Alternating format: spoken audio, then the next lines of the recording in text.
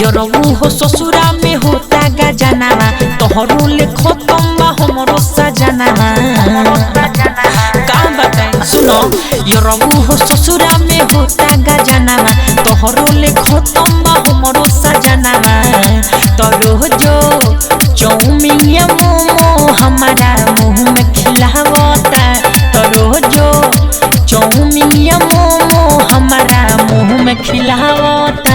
तो भातारा master formula से जिए को सिखावता तो भातारा मास्टर फॉर्मूला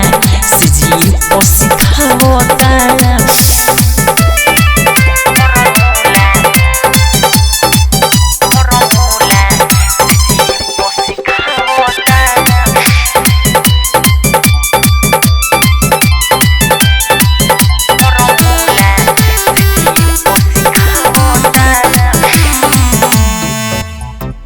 छुट्टी को किया बतारे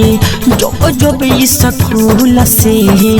तो वही धरा जात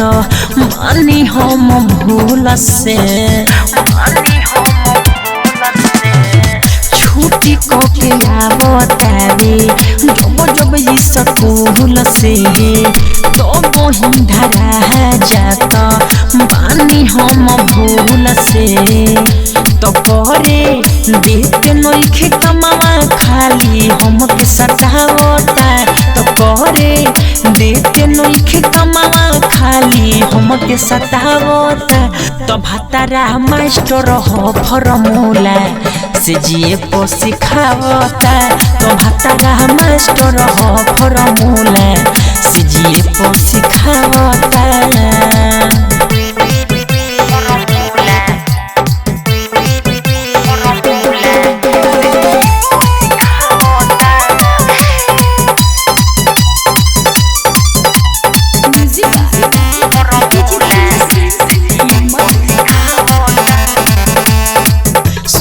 सोलू जाके रोहन भावता राजपूत दीपा बाके